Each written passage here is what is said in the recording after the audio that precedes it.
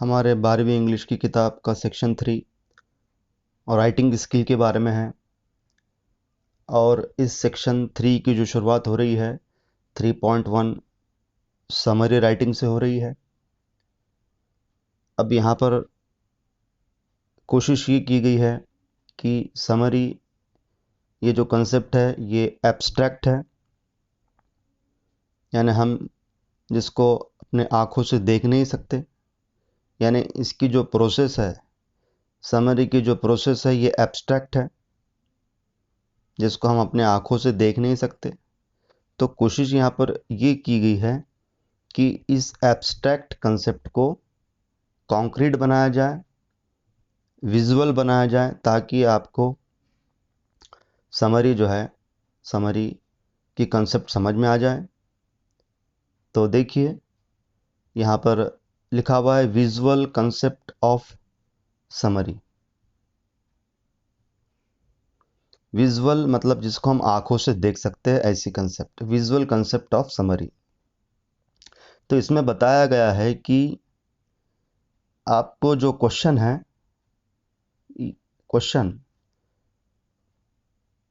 वो unseen extract की शक्ल में आएगा। अनसीन एक्सट्रैक्ट या अनसीन पैसेज। अब अनसीन एक्सट्रैक्ट या अनसीन पैसेज किसे कहते हैं? यस, करेक्ट, आपने सही पहचाना। अनसीन एक्सट्रैक्ट या अनसीन पैसेज उसे कहते हैं कि जो पैसेज या जो एक्सट्रैक्ट आपके टेक्स्ट बुक के बाहर से आएगा। आपके टेक्स्ट बुक में का वो एक्सट्रैक्ट या पैसेज नहीं रहेगा। तो ये जो अनसीन एक्सट्रैक्ट है या जो अनसीन पैसेज है, इसके अंदर जो पैराग्राफ्स होंगे तो उसमें जो है 2 या 3 पैराग्राफ से ज़्यादा पैराग्राफ होंगे। यहाँ पर जो डायग्राम बताया गया है आपको, देखिए इसमें 4 पैराग्राफ है, 1 2 3 4। तो ये जो है अनसीन एक्सट्रैक्ट है और इसमें 4 पैराग्राफ हैं। अब इस 4 पैराग्राफ को मानो आपको पढ़ना है, मतलब ये आपको नमूने के तौर पे बताया गया है कि मान लीजिए ये आपका अनसीन एक्सट्रैक्ट है जिसमें 4 पैराग्राफ हैं। तो आपको इसको जो है गौर से पढ़ना है और गौर से पढ़कर इसको किस में तब्दील करना है? आंसर में, समरी में तब्दील करना है। किस में तब्दील करना है? समरी में तब्दील करना है। तो समरी करते वक्त सबसे पहले ऊपर क्या आएगा? जो है आपका टाइटल आएगा। क्या आएगा? टाइटल आएगा। और यहाँ जो है आपकी समरी जो है बताया गया है कि एक सिंगल पैराग्राफ में आपकी समरी लिखी जाएंगी। यानी आप गौर से देखिए कि ये जो अनसीन एक्सट्रैक्ट है, अनसीन एक्सट्रैक्ट जो है 4 पैराग्राफ्स में है। अनसीन एक्सट्रैक्ट किस में है? 4 पैराग्राफ्स में है। और आपका जो समरी का आंसर है वो कितने पैराग्राफ में है? यानी वो कितने पैराग्राफ में है? 1 पैराग्राफ में। यानी यहाँ देखिए जो अनसीन एक्सट्रैक्ट है वो कितने पैराग्राफ में है? 4 पैराग्राफ में। कितने पैराग्राफ में है?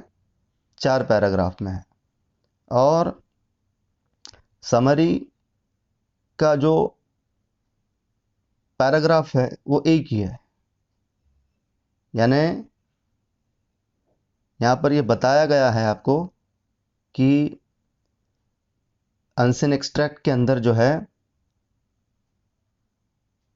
ज़्यादा पैराग्राफ आएंगे और अनसीन एक्सट्रैक्ट में कितने भी पैराग्राफ आने दो, आपको समरी जो है कितने पैराग्राफ में बनानी है? सिर्फ 1 पैराग्राफ में ही बनानी है।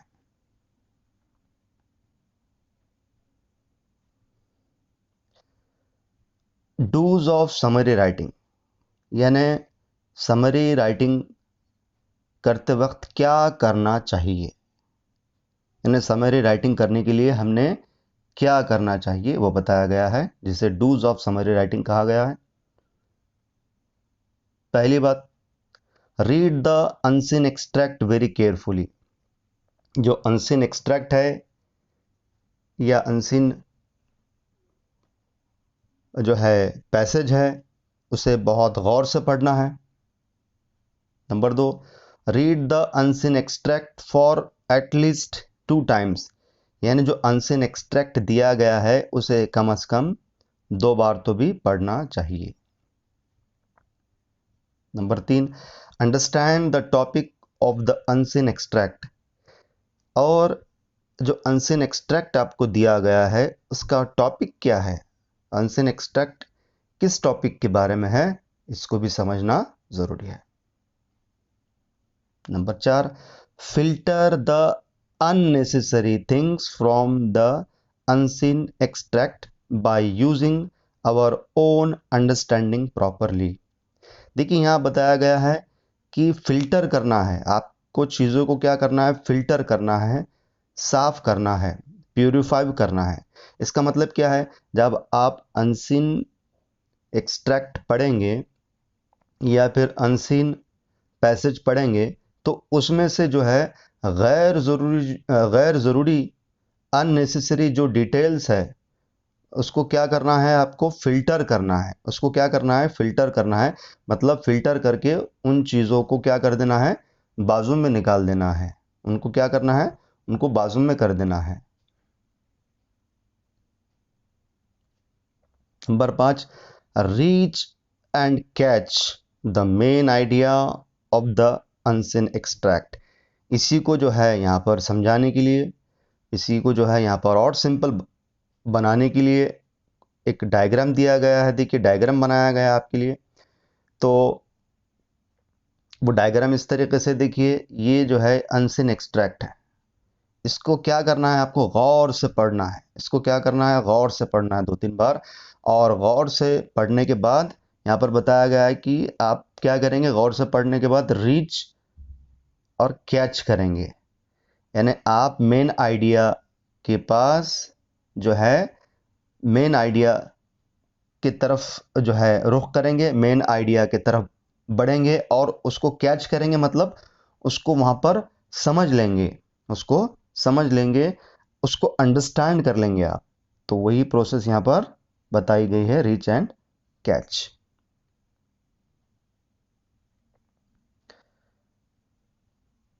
Number 6, make your own short and simple sentences. Summary जो है अपने ही लैंग्वेज में लिखना पड़ता है, अपने ही सेंटेंसेस में लिखना पड़ता है, इसलिए इसमें जो सेंटेंसेस आप बनाएंगे वो कैसे होना चाहिए, वो शॉर्ट होने चाहिए, छोटे छोटे होने चाहिए और वो सिंपल सेंटेंसेस होना चाहिए। Number 7, use conjunctions properly. अब जो कंजंक्शंस हैं, जितने भी कंजंक्शंस हैं, तो उसको जो है सही सही तरीके से इस्तेमाल करना चाहिए, प्रॉपरली इस्तेमाल करना चाहिए। अवॉइड अननेसेसरी डिटेल्स, और जो है जो गैर ज़रूरी अननेसेसरी जो डिटेल्स है उसको, वो जो डिटेल्स को है अवॉइड करना चाहिए। तो ये कब होगा, जब हम अनसीन पैसेज को या अनसीन एक्सट्रैक्ट को बहुत गौर से अगर पढ़ेंगे तो ये चीज़ हो जाएंगी, यानी आप जो है अननेसेसरी डिटेल्स को क्या करेंगे, फाइंड कर सकेंगे। Number 9, the details which are not related with the main idea are called to be unnecessary details. अब देखिए अननेसेसरी डिटेल्स किसे कहते हैं, अननेसेसरी डिटेल्स वो होते हैं जिसका ताल्लुक किससे नहीं है, मेन आइडिया से नहीं है, यानी जिसका ताल्लुक मेन आइडिया से नहीं है, मेन थीम से नहीं है, सेंट्रल आइडिया से नहीं है, तो उसे हम क्या कहेंगे, वो डिटेल्स को हम क्या कहेंगे, अननेसेसरी डिटेल्स कहेंगे। Number 10, avoid our own explanation about the main idea. यहाँ पर ये बताया गया है कि जो मेन आइडिया हमको मिलेगा, जो मेन आइडिया तक हम जाएंगे अंडरस्टैंडिंग के बाद, तो उसको अपने ओन वर्ड्स में जो है एक्सप्लेन तो करना है, अपने ओन वर्ड्स में एक्सप्लेन करना है, लेकिन जो अपने वर्ड्स रहेंगे वो वर्ड्स किससे रिलेटेड रहना, अनसीन एक्सट्रैक्ट से रिलेटेड रहना। तो किससे रिलेटेड रहना, अनसीन एक्सट्रैक्ट से रिलेटेड रहना,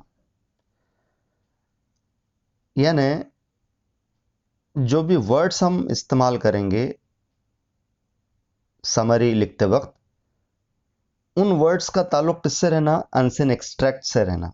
किससे रहना? अनसीन एक्सट्रैक्ट से रहना।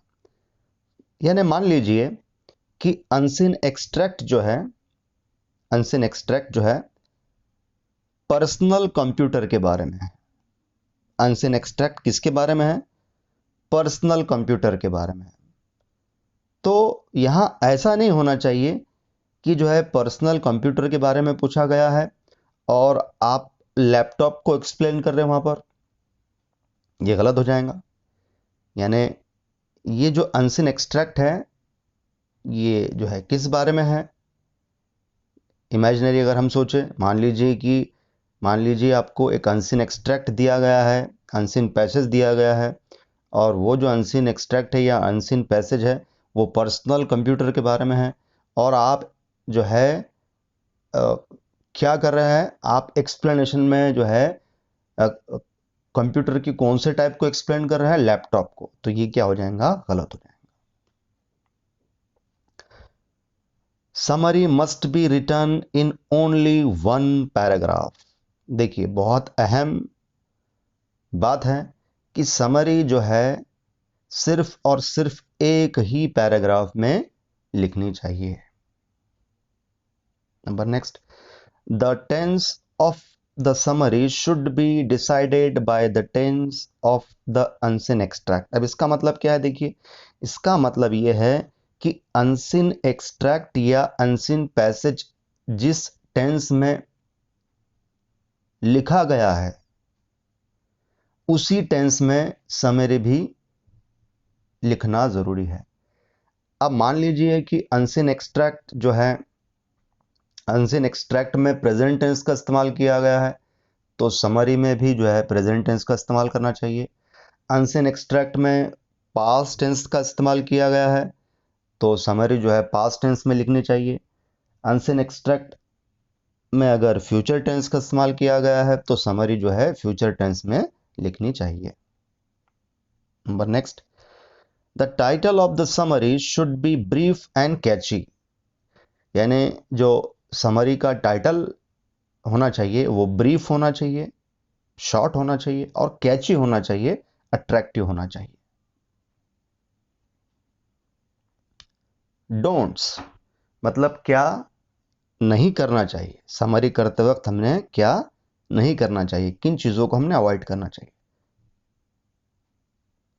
Number 1, don't add your own thoughts and opinions in summary.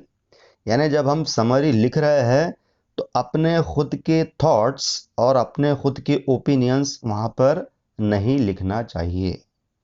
यानी इससे पहले बताया गया है कि जो आपको अनसीन पैसेज में या अनसीन एक्सट्रैक्ट में दिया गया है उसी के बारे में आपके सेंटेंस रहेंगे। सेंटेंस आपके खुद के रहेंगे लेकिन उसका ताल्लुक किससे रहेगा? अनसीन एक्सट्रैक्ट से रहेगा या अनसीन पैसेज से रहेगा। यानी आप अपने थॉट्स या ओपिनियंस जो है वहां नहीं लिखेंगे।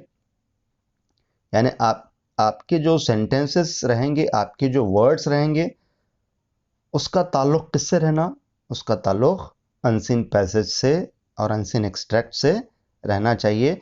उससे हटकर अगर आपके कुछ अलग ख्यालात है, अलग ओपिनियंस है, तो आप वो वहां पर नहीं लिख सकते। Number 2, don't ignore important details. यानी जो इंपॉर्टेंट डिटेल्स दी गई है जिसका ताल्लुक मेन आइडिया से है तो उसको इग्नोर नहीं करना चाहिए, नजरअंदाज नहीं करना चाहिए। Number 3, don't write your own comments about the unseen extract. जैसा कि जो है जो अनसीन पैसेज में ये अनसीन एक्सट्रैक्ट में दिया गया है उस पर अपने खुद के कमेंट्स, अपने खुद के अलग अलग और नए नए कमेंट्स नहीं लिखना चाहिए। Number next, don't give your own examples. यानी यहां पर जो है समरी करते वक्त अपने खुद के कोई भी एग्जाम्पल्स नहीं देना चाहिए, एग्जाम्पल्स को अवॉइड करना चाहिए।